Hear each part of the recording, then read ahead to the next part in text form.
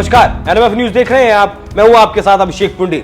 दाऊद इब्राहिम इस वक्त सुर्खियों में छाया हुआ है। दावा किया जा रहा है कि दाऊद को किसी ने जहर दे दिया, जिसके बाद उसे कराची के एक अस्पताल में भर्ती करवाया गया, जहां उसकी मौत हो गई। ये दावे सोशल मीडिया पर लगातार किए जा रहे हैं, लेकिन हकीकत कुछ और है। ऐसा कतई नहीं है, ऐसा दाऊद के एक रिश्तेदार का कहना है। दाऊद के एक रिश्तेदार ने इस बात की पुष्टि की है, लेकिन हो कुछ भी सकता है, क्योंकि पाकिस्तान कभी इस बात को स्वीकार नहीं करेगा कि दाऊद उसके देश में पनाह लिए हुए है। अगर उसने ये स्वीकार कर लिया तो वो सीधा सीधा सवालों के घेरे में खड़ा हो जाएगा और उन सवालों का जवाब पाकिस्तान नहीं दे पाएगा। खैर, इन खबरों में कितनी सच्चाई है वो तो वक्त के साथ पता चल ही जाएगा, लेकिन आज हम आपको एक सच्चाई बताएंगे, उस घटना के बारे में बताएंगे जब करीम लाला ने दाऊद को उस वक्त के बंबई की सड़कों पर दौड़ा दौड़ा कर पीटा था। दाऊद ने जुर्म की दुनिया में उतरने के लिए सबसे पहले तस्करी को चुना था, लेकिन शुरुआत आसान नहीं थी, क्योंकि उस वक्त मुंबई पर करीम लाला और हाजी मस्तान का कब्जा हुआ करता था। तो दाऊद कभी भी करीम लाला से टकराने की हिम्मत नहीं जुटा पाता था। करीम लाला, हाजी मस्तान के बाद दाऊद भी जुर्म की इस दुनिया में अपनी जगह बनाने में जुटा था, और इसी खींचतान में दाऊद करीम लाला का दुश्मन बन बैठा।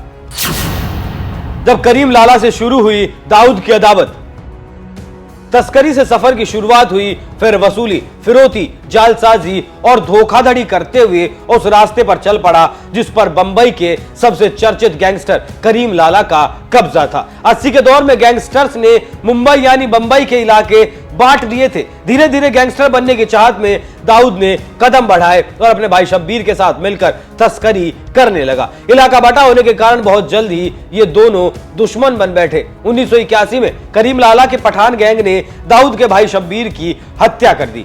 दाऊद इस घटना से टूट गया और उसने ठान लिया कि भाई की मौत का बदला भाई की मौत से ही लिया जाएगा। दाऊद ने जो ठाना वो करके भी दिखाया। 5 साल तक चली खींचातानी के बाद 1986 में वो दिन आ गया जब दाऊद ने करीम लाला के भाई रहीम खान को मार दिया। यहां से दाऊद और पठान गैंग की दुश्मनी और मजबूत हो चली। टकराव होते रहे। पठान गैंग ने दाऊद को पकड़ने की कोशिश शुरू की। एक दिन ऐसा आया भी जब मुंबई में दाऊद इब्राहिम को करीम लाला ने पकड़ लिया और करीम लाला के दाऊद हत्थे चढ़ गया। मुंबई की सड़क पर करीम लाला ने दाऊद को जमकर पीटा, या कहें कि दौड़ा दौड़ा कर पीटा। दाऊद को उस मारपीट में बहुत सारी चोटें भी आई। ये बात पूरे अंडरवर्ल्ड में फैल गई और उस दिन के बाद दाऊद कभी करीम लाला से पंगा दाऊद ने नहीं लिया। लेकिन इस लंबी अदावत के बाद एक दिन वो भी आया जब दोनों के रिश्ते सुधर गए।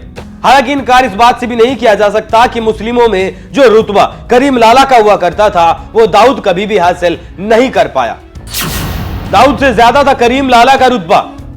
करीम लाला बेशक नामी गैंगस्टर था, लेकिन अपने समाज में उसकी पकड़ हुआ करती थी और उसके नाम अपराध के भी बहुत कम केस दर्ज थे। वो दाऊद की तरह कभी कानून से नहीं भागा और सामाजिक तौर पर भी करीम लाला बहुत एक्टिव था। ऐसा कहा जाता है कि करीम लाला लोगों की मदद के लिए हर वक्त तैयार रहता था। वहीं दाऊद को बस साम्राज्य बढ़ाना था। और एक बात, मुस्लिमों में करीम लाला का बड़े अदब से नाम लिया जाता था, लेकिन दाऊद कभी उस मुकाम को हासिल नहीं कर सका था।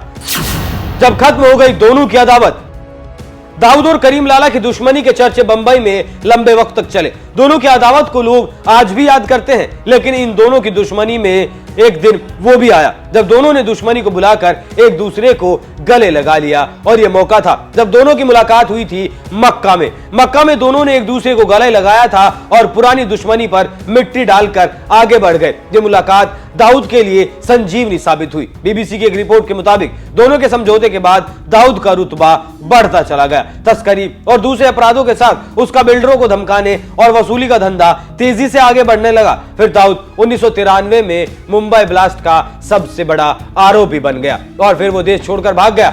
दाऊद ठिकाने बदलता रहा और अब खबरें ऐसी मिलती हैं कि दाऊद इस वक्त पाकिस्तान में रहता है, लेकिन पाकिस्तान इस बात से हमेशा इनकार करता आया है। खैर, पाकिस्तान ने तो कभी आतंकवाद को भी नहीं माना, लेकिन वो आतंकवाद को पालता है, इस बात का दुनिया को पता है। भारत के खिलाफ आतंकवाद ही उसका सबसे बड़ा हथियार है। लेकिन फिलहाल जो खबरें आ रही हैं कि दाऊद को पाकिस्तान में जहर देकर मार दिया गया है, उन खबरों में कितनी सच्चाई है वो देखने वाली बात होगी। लेकिन आप दाऊद से जुड़ी इस कहानी पर क्या राय रखते हैं? अपनी राय हमें कमेंट कर जरूर बताएं। नमस्कार।